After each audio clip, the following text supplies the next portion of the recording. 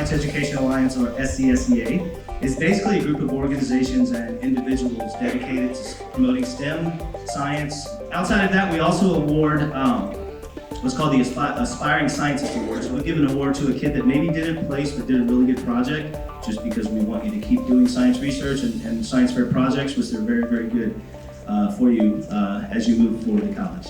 Not too long ago, I was a student, I think it was maybe 5th or 6th grade, and I had a couple of dreams or even daydreams while I was sitting in class, right? I wanted to harvest the sun, and I wanted to become a mad scientist. And now I work for JinkoSolar, who is the largest solar manufacturer in the world. We make solar modules or solar panels, and we help people harvest the energy of the sun, and we use robots to help us get that work done. Really thankful that you're here. I'm excited for what you guys are going to do, and I'm excited for the day. It's going to be tough. I've been doing Science Bowl as a coach and then as a volunteer since 2003. The big deal about this is teamwork. I found that if a team can work together, they have a better chance of succeeding.